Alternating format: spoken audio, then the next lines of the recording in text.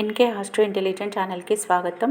ఓం గం గణపతియే నమః. ఓం నమో నారాయణాయ. ఓం శ్రీమాటే నమః. ఈరోజు మనం తెలుసుకోబోయే టాపిక్ సింహరాశి లగ్నం అతిచార గురు మార్పు 2025 గురించి తెలుసుకుందామండి. గోచార గురు మార్పు అక్టోబర్ 18, 2025 రాత్రి 9:39 కర్కాటకంలోని పునర్వసు 4వ పాదంలోకి వస్తున్నారు. డిసెంబర్ 5, 2025 మధ్యాహ్నం 3:38కి మళ్ళీ మిథునంలోకి వెళ్ళనున్నారు. ఇన్ని రోజులు లాభస్థానంలో ఉన్న గురువు కర్కాటకము వీరికి సింహం వారికి 12 అంటే శుభ అశుభ ఖర్చులు, హాస్పిటలైజేషన్, దూర ప్రాంతాల జర్నీస్ ఉంటవి. దూర ప్రాంత టెంపుల్ దర్శనం ఈ టైంలో. ఫారెన్ ప్రయత్నాలు బాగుంటవి. జాబ్స్, ఎడ్యుకేషన్, ఫారెన్ రిలేటెడ్ బిజినెస్కి ఈ టైం అనుకూల సమయం. ఈ 48 డేస్. 12లో కుజుడుంటే పక్క రాష్ట్ర టెంపుల్ దర్శనము ఉండును.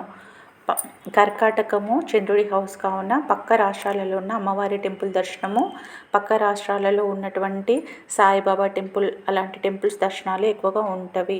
12 అనగా పాదాలు కావున మన అడుగులు ఎటువైపు అన్నది 12లో ఉన్న గ్రహాలే సూచిస్తాయి. మంచి వైపు వెళ్తున్నారా, చెడు వైపు వెళ్తున్నారా వీరు అన్నది 12లో ఉన్న గ్రహాలు డిసైడ్ చేస్తాయి.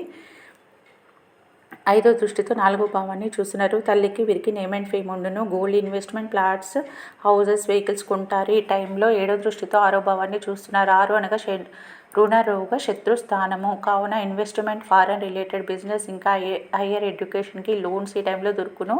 హౌస్ లోన్స్ 6లో కనుక శని ఉంటే హౌస్ లోన్స్ ఎక్కువ కాలము పెట్టి తీస్తారు.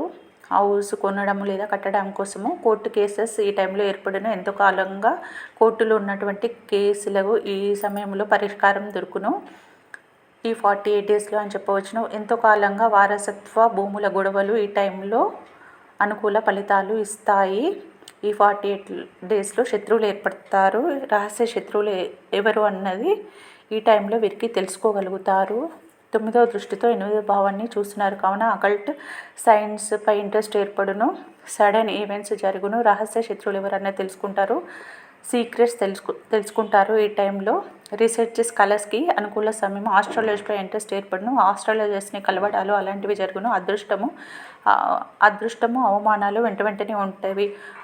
ఫస్ట్ ఒక అవమానంతో హౌస్ అన్న కొనడం జరుగుతుంది. కొన్న తర్వాత అదృష్టం, తర్వాత అవమానం, ఇలా వెంటనే ఉంటామని చెప్పవచ్చును. స్పిరిచువల్గా ఎంత ఉంటే అంత మంచిది. ఎక్కువ గురువు మోక్షస్థానాలు చూస్తున్నారు కావున గురువు చంద్రుడు కుటుంబ సమేతంగా టెంపుల్స్ విజిటింగ్ చేస్తారు అని చెప్పవచ్చును. దూరంగా ఉన్న అమ్మవారి సంబంధ టెంపుల్ విజిట్ చేస్తారు. కర్కాటకము చంద్రుడు హౌస్ కావున అమ్మవారి టెంపుల్ విజిట్ ఉంటుంది. చారిటీ డొనేషన్స్ చేస్తారు. నిద్ర బాగుండును. Bed comforts బాగుండును. నేను